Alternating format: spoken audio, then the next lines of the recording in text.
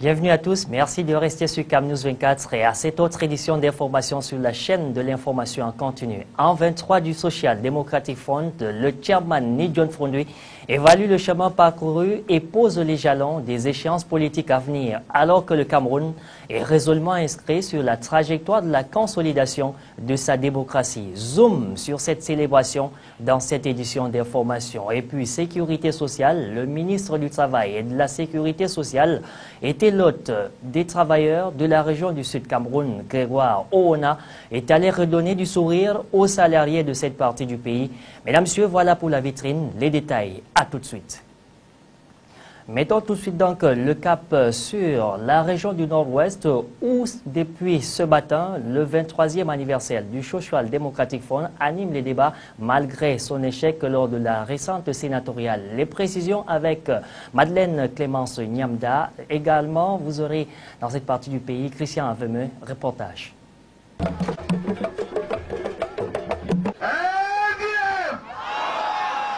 26 mai 1990, 26 mai 2013. Cela fait exactement 23 ans que le parti de l'homme fort de Ntarikon existe au Cameroun. À l'occasion de cet anniversaire, hommes, femmes et enfants ont massivement effectué le déplacement de Bamenda pour partager ce gâteau fait aux couleurs du Social Democratic Front. Une célébration plutôt réussie et dont la symbolique reste basée sur l'unité et la paix. À travers ce message, j'en appelle à la prise de conscience du peuple qui fait déjà preuve de maturité politique. Je le remercie aussi pour son soutien indéfectible durant ces 23 années. Quant aux dernières échéances électorales, j'ai certes perdu la bataille, mais le combat continue. Au cours de son allocution, le chairman a non seulement remercié le Seigneur Tout-Puissant, mais aussi tous ceux qui jusqu'à ce jour l'ont toujours soutenu et accompagné dans sa marche vers l'accession au pouvoir. Ce 26 mai est aussi un jour mémorable pour les sympathisants du Social Democratic Front. On avait lancé le parti, le SDF, en 1990, 26 mai. Donc, c'est aujourd'hui. Le jour-là, c'est ici, on appelle ça là où nous sommes Tarinkon. Et on avait lancé là en Tarinkon Park, le président national, Ni John Frondui. C'est en Tarinkon Park qu'il avait lancé le parti. Le Tarinkon Park n'est pas loin d'ici, de sa maison. Mais on avait prévu pour lancer ça en ville, là où on appelle Liberty Square. Et c'est là, après le lancement, il y avait 6 morts. C'est là on avait tué les 6 enfants, une fille et 6 garçons. C'est eux qui ont donné leur vie pour que le parti voit le jour-ci. L'apothéose, c'est la soirée de gala offerte par le chairman Ni John Frondui dans sa résidence d'Ntarikon. Mais il faut tout de même noter que la célébration des 23 printemps du SDF au stade municipal de Bamenda a été meublée par la prestation des artistes et les groupes de danse traditionnels venus de tous les coins de la région. Bon, pas de danse en tout cas. À Yaoundé, les responsables régionaux de cette formation politique, leader de l'opposition camerounaise, ont opté pour des travaux d'investissement urbain et notamment le remblage des nids de poules dans certains jardins de la cité capitale, comme pour montrer l'état de délabrement de la voirie urbaine dans la ville capitale, donc Yaoundé.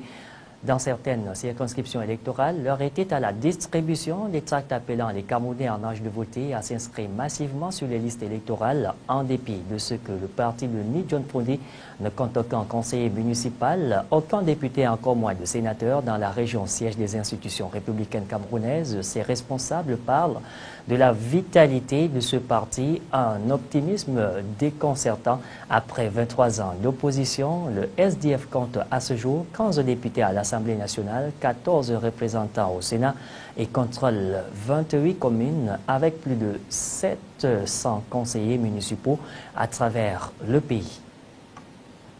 À ce sujet, je vous propose donc d'écouter quelques citoyens qui apprécient l'activité du Social Democratic Front en ce jour anniversaire. Ils s'expriment au micro de CamNews 24. Nous n'allons pas terminer cet anniversaire sans ne pas aussi faire un regard par rapport sur les inscriptions sur les listes électorales, où nous demandons à nos militants d'aller, ceux qui ne sont pas inscrits et ceux qui ont atteint 20 ans, déjà ce mois-là, d'aller s'inscrire massivement sur les listes électorales. Et nous déplorons aussi le comportement de l'ECAM par rapport à l'article 53 du Code électoral qui demande la mise sur pied de la commission de contrôle d'établissement et de distribution de cartes. Nous sommes au 23e anniversaire du SDF. Vraiment, c'est le 26 mai 2013 qui fait exactement 23 ans. Aujourd'hui, nous avons prévu la sensibilisation et informer les Camerounais qu'on a lancé les inscriptions dans les listes électorales. Et également pour leur dire d'aller retirer le carte de vote, puisqu'il y a ceux qui sont dans le quartier qui ne lisent pas le journal, qui n'écoutent pas la radio. Mais aujourd'hui, on saisit cette opportunité pour informer tout le monde que cette activité est en train de se mettre en place. Et également, nous tenons à dire aux Camerounais qu'ils doivent se réveiller, puisque le SDF c'est le seul parti politique vraiment qui a résisté les problèmes dans ce pays, qu'aucun parti politique n'a suivi. Et nous tenons à continuer dans cet engagement. C'est bien, mais il faut que ça soit fait régulièrement, quoi. C'est pas seulement attendre le jour de l'anniversaire, parce que c'est nos routes à tous, c'est pas les routes pour un certain parti. C'est bien que le SDF ait pensé à venir nous arranger ça, parce que déjà même on ne comprend pas comment un endroit aussi proche de la commune, on ne parvient pas à nous arranger ça, et c'est même pas le seul. Bon, déjà si le SDF pense à faire ça, c'est bien. Il faut juste qu'il continue dans la même lancée. Le travail rimant avec la critique, mais surtout l'appréciation. Rendons-nous tout de suite dans la région du Sud avec le ministre du Travail et de la Sécurité sociale qui crée une lueur d'espoir auprès des travailleurs des chantiers, des projets structurants implantés dans la région du Sud. La tournée de travail donc effectuée en début de semaine a permis au ministre Grégoire Auna de prescrire aux employeurs l'amélioration des conditions de vie et de travail du personnel dont ils en ont la charge. Reportage, Louis Gonzaga, Archange Banda, Donald Agnozoa. En dehors des chantiers de Menvele et du port en eau profonde de Kribi, où l'existence quotidienne des ouvriers est assez acceptable, le chantier du barrage hydroélectrique de Mekine, situé dans le Djaïlobo, est un véritable forçat pour les employés qui ont du mal à survivre à leurs conditions de travail. Les ouvriers sont recrutés sans contrat ni prise en compte de leur qualification professionnelle et gagnent des salaires dérisoires. Ces forcenés qui sont à l'œuvre 7 jours sur 7 pour 10 heures de travail au lieu de 8 ne jouissent d'aucune gratification pour les heures supplémentaires et ne sont pas immatriculés à la CNPS. La tenue de travail est chose inconnue ici. L'arrivée du ministre a tout de même permis à certains employés d'avoir un casque de sécurité. Aussi sont-ils exposés à toutes sortes de risques. Les travailleurs dorment sur des planchers, sans matelas, dans une ancienne tribune dépourvue d'eau et d'électricité. Les employés ici ne bénéficient d'aucun soin en cas de maladie ou d'accident car aucun dispositif de prise en charge sanitaire n'existe en ces lieux. L'absence du dialogue entre le patronat et les employés est une règle dans ce chantier. L'ouvrier qui fait la première revendication est limogé à la seconde. En déplorant la mauvaise foi de l'entrepreneur chinois qui, paraît-il, ignore tout du code de travail, le ministre Grégoire Auna a prescrit une révision en profondeur de cet environnement de travail délétère qui ne favorise pas une avancée rapide des travaux. Ce n'est pas facile de prendre des gens qui viennent d'horizons divers, de civilisations très très différentes, de milieux très diversifiés, pour les mettre ensemble, pour un vivre ensemble qui n'est pas toujours évident, mais je pense que vous avez vu qu'il y a des solutions et que tout le monde est vraiment décidé à emprunter le chemin de la réussite au plan social. Le ministre du Travail et de la Sécurité sociale entend revenir dans ces différents chantiers au cours des mois prochains pour une évaluation qu'il espère positive. Eh bien, parlons de l'assistance aux personnes victimes des calamités naturelles avec le Cercle des Amis du Cameroun qui vole au chevet des victimes des inondations survenues en décembre 2012 à Babessi, région du Nord-Ouest. Pour l'occasion, des dons ont été remis à 13 groupements de femmes et à un groupe de jeunes de la localité. C'était samedi, ANDOP en présence du gouverneur de la région du Nord-Ouest, Adolphe Lélé-L'Afrique. Clémence Madeleine Nyamda, Christian Aveme, Fatime Bintouakom pour l'économie. La localité de Ndop dans la région du Nord-Ouest était en fête ce 25 mai 2013 à l'occasion d'une descente des femmes du Cercle des Amis du Cameroun, le CIRAC, conduit par la coordinatrice générale Linda Yang.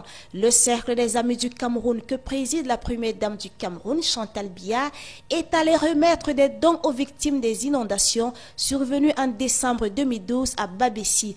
13 groupements de femmes et un groupe de jeunes ont reçu ces dons pour la plupart constitués des moulins à écraser, du matériel de couchage, des équipements sanitaires et agricoles. La cérémonie de ce 25 mai 2013 s'est déroulée en présence des autorités administratives, parmi lesquelles Adolphe Lélé-L'Afrique, le gouverneur de la région du Nord-Ouest. Le geste humanitaire de la première dame du Cameroun au bénéfice des sinistrés est salué par les autorités municipales, médicales et la directrice du centre de promotion de la femme et de la famille. Nous sommes très contentes. On ne peut pas exprimer la joie qu'on a dans nos cœurs. On remercie la première dame et ces dames de CIRAC avec les dons qu'il nous a donnés. Il nous a donné tout ce qu'il faut pour une famille. La nourriture, les médicaments. Vous savez que le médicament c'est la santé. Et quand on est en santé, on est bien, on a l'argent. Dans son allocution, Linda Yang, la coordinatrice générale du CIRAC, a demandé de faire bon usage du matériel reçu, lequel facilitera l'accès aux soins des populations et permettra de lutter contre la pauvreté. Un peu de politique pour donner la chair à cette édition d'information avec la Haute Chambre du Parlement camerounais qui a désormais son règlement intérieur. Les sénateurs ont entièrement et entériné les différents amendements apportés au texte par la commission Tomate Boyum. C'était vendredi au cours d'une séance plénière conduite par le bureau d'âge coordonné par Fon Victor Moukete sous l'œil attentif du vice-premier ministre chargé des relations avec les assemblées Amadou Ali. Les précisions avec Salmon Foué, Marcel Vondoabin et Serge Tetka. C'est un document de 130 articles contenu dans 21 chapitres qui a été soumis à l'examen des 25 commissionnaires représentant toutes les sensibilités politiques siégeant au Sénat. Cette commission, chapeautée par le sénateur RDPC du Littoral, Tomate Boyum, s'est réunie les 18, 21 et 23 mai 2013 à l'effet d'apporter tous les amendements nécessaires, tant sur la forme que dans le fond à ce document. La mouture a fait l'objet de quelques discussions en plénière avant son adoption. Le règlement intérieur ainsi adopté est un document qui encadre l'essentiel de l'activité. De l'exposé des motifs, il ressort que le Sénat fixe lui-même ses règles de fonctionnement avec la particularité qu'il assume des missions parlementaires à travers l'examen des projets de loi et de contrôle de l'action gouvernementale. À la lumière de quelques articles parcourus, il ressort que les membres du Sénat portent le titre de sénateur, quel que soit le genre. Le contrôle de la validité des mandats des sénateurs échoit au Conseil constitutionnel. La composition des groupes parlementaires au Sénat est de 10 membres. Les présidents des groupes parlementaires ont rang et avantage de vice-président. Le secrétaire général du Sénat est nommé par un acte administratif pour une durée indéterminée. Dans ce document, tout y passe, de la levée de l'immunité aux fonctions incompatibles avec l'exercice du mandat de sénateur, en passant par le mot de remplacement des sénateurs élus ou nommés en cas de décès ou autre forme d'empêchement. Adopté Salmon Foué, il faut dire donc que la Cour suprême, siégeant comme Conseil constitutionnel, a maximum 8 jours pour donner son avis, puis transmettre la proposition de loi à la Haute Chambre parlementaire camerounaise pour donc transmission à la présidence de la République, laquelle présidence permettra donc aux Camerounais d'avoir un planning du Sénat. Cela dit, rendons-nous tout de suite dans le soleil levant avec le gouverneur Samuel Dieudonné Ivoire Adibois qui vient de procéder au lancement de la Journée nationale de l'éducation physique qui se célèbre le 2 juin prochain sur l'ensemble du triangle national. C'est au stade municipal de Berthois où les populations se sont livrées à cœur joie à la pratique du sport. Une activité qui reste à n'en point douter La seule astuce pour éviter certaines maladies. Ernest Ateba, Roméo Tigan, RCH Tetgan, une fois de plus pour le compte rendu. Le gouverneur Samuel Dieudonné Ibahadiboua de la région de l'Est a présidé au lancement officiel de la Journée nationale de l'éducation physique dans la ville de Bertoua. Le numéro 1 de la région, qu'assistait l'inspecteur numéro 1 au ministère des Sports et de l'éducation physique, n'a omis d'exprimer sa satisfaction et bien plus encore sa profonde gratitude au chef de l'État au sortir de cette cérémonie. Les populations de Bertoua, hommes, femmes et enfants confondus, se sont livrés à cœur joie à l'activité sportive à travers chants et danses, un exercice physique qui reste à n'en point douter le seul canal pour lutter contre certaines maladies comme l'hypertension artérielle et les accidents vasculaires cérébraux. Il importe toutefois de préciser que c'est le 2 juin prochain que va se célébrer la Journée nationale de l'éducation physique. Mais en attendant, plusieurs activités sont annoncées dans la région de l'Est avec pour objectif l'intégration de la pratique du sport dans la culture des populations du soleil levant. Faisons à présent le tour de l'actualité internationale avec cette mouture que nous livre l'agence France Presse. Défilé sous haute surveillance à Paris. Des dizaines de milliers d'opposants au mariage gay ont manifesté contre la loi Taubira. Près de 4500 policiers et gendarmes étaient mobilisés. Plusieurs figures politiques ont rejoint le défilé, parmi lesquelles Jean-François Copé et Gilbert Collard. À 17 h, aucun débordement n'était à déplorer, malgré les craintes des forces de l'ordre. Le Liban rattrapé par le conflit syrien. Alors que des soldats du Hezbollah continuent de se battre contre les rebelles près de Kousseir, 2 roquettes ont frappé la banlieue sud de Beyrouth, fief du mouvement chiite. Une attaque qui fait craindre une extension du conflit au Liban. En visite à Abu Dhabi, Laurent Fabius a fermement condamné ces violences. Acte terroriste ou geste d'un déséquilibré? Aucune piste n'est pour l'instant écartée dans l'enquête sur l'agression samedi d'un soldat français en patrouille à la Défense. Blessé au cou à l'arme blanche, il a été admis à l'hôpital militaire de Percy, mais ses jours ne sont pas en danger. L'Étoile du Sud au firmament du football européen. Le Bayern de Munich a remporté la Ligue des Champions après sa victoire 2-1 face au Borussia Dortmund. C'est la 5e fois que le club décroche ce titre.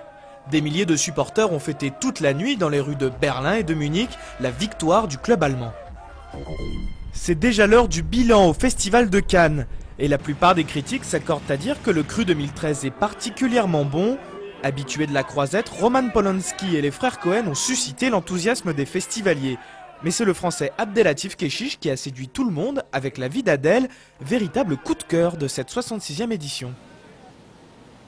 Fin de cette édition d'information sur CAM News 24. De votre fidélité, merci au nom de toute l'équipe de production constituée des technico-artistiques et autres responsables de l'information. Je vous souhaite d'aller dans la paix, mais surtout, la vie étant du bon côté, prenez-la surtout et mordez-la du bon côté. Au revoir.